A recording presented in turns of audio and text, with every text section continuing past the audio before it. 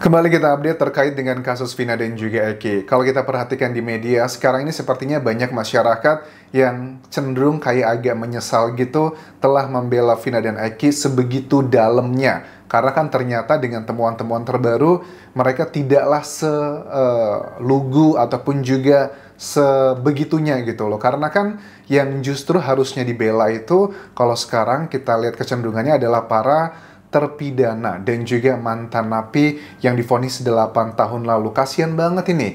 Mereka itu banyak yang meyakini tidaklah bersalah dan kasus ini adalah akibat karena ya kenakalan remaja aja. Karena teman-temannya Eki kan sudah mulai berbicara di media massa. Misalnya kayak Franciscus Marbun. Dia tuh mengatakan dengan jelas bahwa kehidupan Eki dulu termasuk juga dengan dirinya yang dikategorikan tuh ada 3 hal ya. Tipikal anak muda banget padahal usianya masih di bawah 17 tahun ya Eki ya. Ada 3 hal yang dekat dengan kami saat itu adalah pertama adalah alkohol, yang kedua adalah obat-obatan terlarang, dan ketiga adalah terkait dengan hubungan bebas.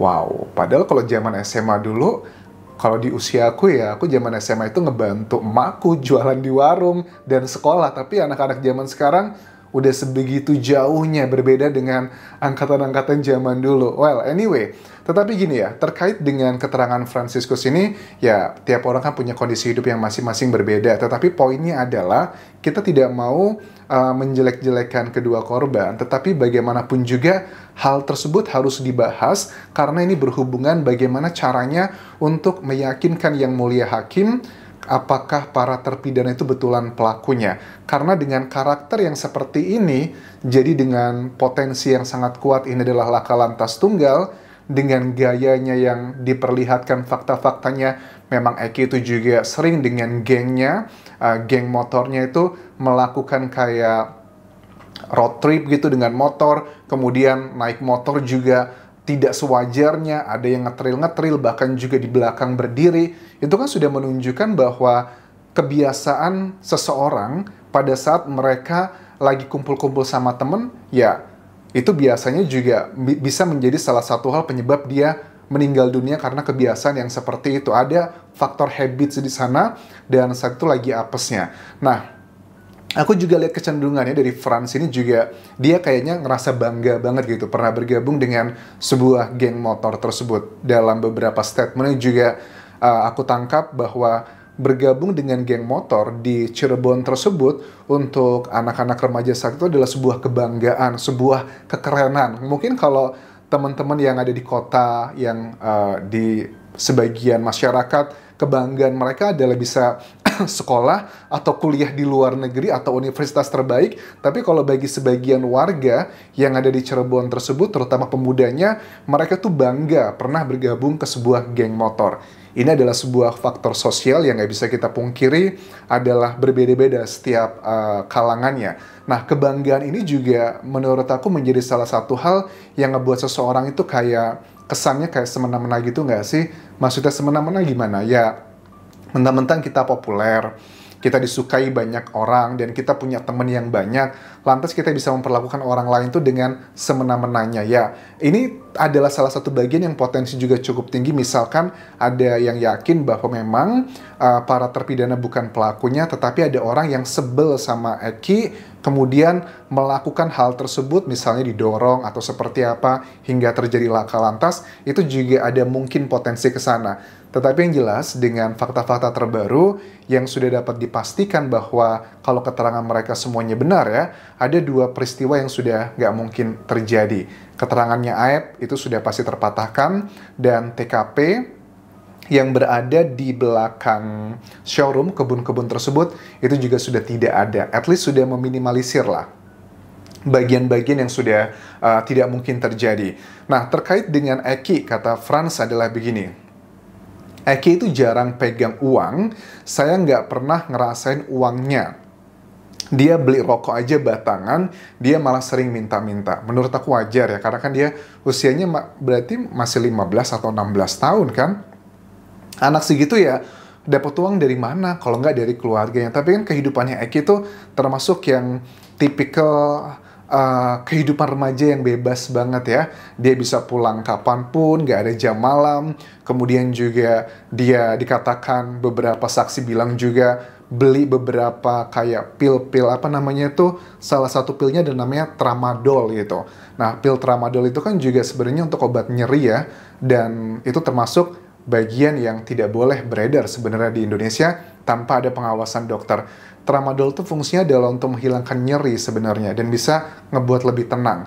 Nah, sebenarnya dengan hal-hal yang dilakukan, kalau aku analisa dari kebiasaan minum alkohol, obat terlarang, dan juga hubungan bebas, biasanya anak remaja itu karena ingin melampiaskan rasa sakit yang dialami ke hal-hal yang seperti itu, biar bisa melupakan deh masalah keluarga. Dihubungkan dengan background dari ya keluarganya Eki ya, karena kan bapak ibunya sudah berpisah. Aku tidak mengatakan bahwa ini penyebabnya adalah karena keluarganya. Aku juga dengar waktu Franz bilang bahwa pada saat dia menjenguk, melihat keadaan Eki terakhir kali di rumah sakit ya, itu dia juga ngelihat Ibtu Rudiana itu kelihatan marah banget, sedih banget, memukul sesuatu hal. Memang Ibtu Rudiana sangat sedih dan juga sangat mungkin ada rasa kayak penyesalan gitu ya, mungkin tidak memberikan yang terbaik bagi putranya.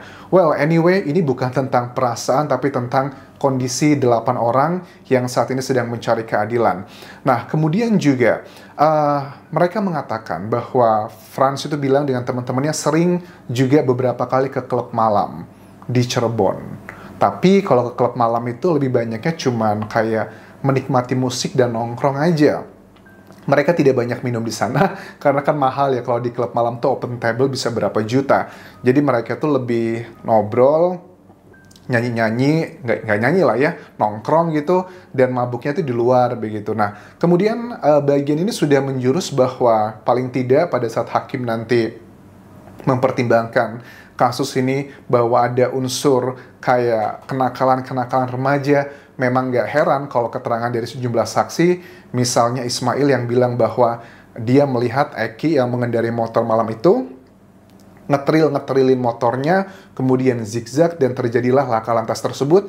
Dengan background yang seperti ini, itu menunjukkan bahwa itu bukan hal yang mustahil. Itu adalah poinnya, kenapa kita harus bahas backgroundnya Eki, karena memang kebiasaannya ada banyak bukti-bukti, foto-foto juga menunjukkan ke arah sana teman-teman. Sekarang kita bahas adalah terkait dengan kunjungan keluarga Sudirman ke Lapas Bancai Bandung.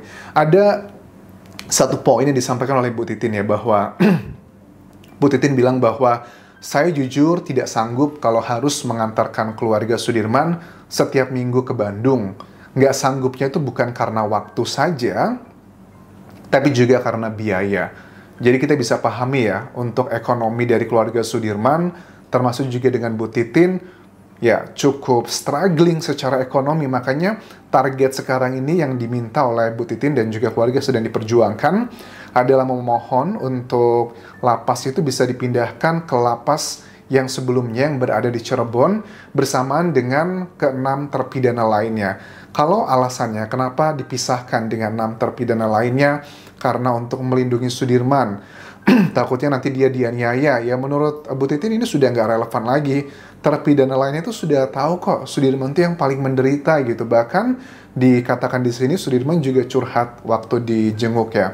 Sudirman mengaku bahwa pada saat dia diinterogasi lagi, pada saat Peggy Setiawan ditangkap dan ditetapkan sebagai tersangka pada 21 Mei 2024, dia ini awalnya waktu diinterogasi itu nggak ngaku. Tapi setelah dia dibegitukan, katanya dugaannya dikasari, terus juga disiram air panas di bagian kepalanya, baru dia mengakui iya seperti apa yang dilakukan juga 8 tahun lalu setelah dilakukan perbuatan seperti itu.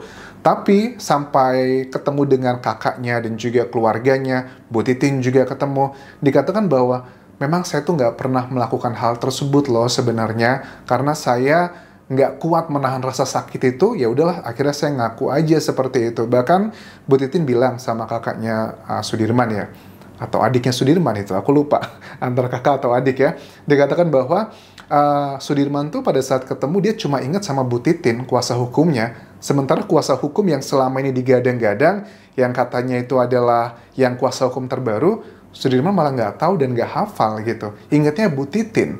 Ya, mudah-mudahan dari penyidik bisa fair juga kepada Sudirman. Berikanlah kuasa hukum menurut aku untuk Bu Titin aja. Karena bagaimanapun Bu Titin kan yang lebih dari awal ya, lebih mengetahui semua rekonstruksinya. Dan juga kan gratis, tidak ada biaya. Kalau sekarang Sudirman ada kuasa hukum baru, apakah itu gratis atau enggak? Ya, kayaknya sih gratis juga ya. Karena juga kalau bayar, aku yakin keluarga Sudirman tidak akan mampu untuk melakukan hal seperti itu. So, menurut aku kasus ini sudah semakin menuju ke titik terang. Sembari menunggu hasil sidang PK-nya Saka Tatal, kita juga akan terus kawal dari ke-6 terpidana yang sedang mengajukan proses PK-nya atau peninjauan kembali. Terima kasih sudah menonton. Kalau ada update terbaru, kalian bisa tinggalkan infonya di kolom komentar video ini atau ke akun Facebook pageku ataupun juga TikTok dan juga Instagramku di Anjasa Sumara. Sampai jumpa semuanya. Bye.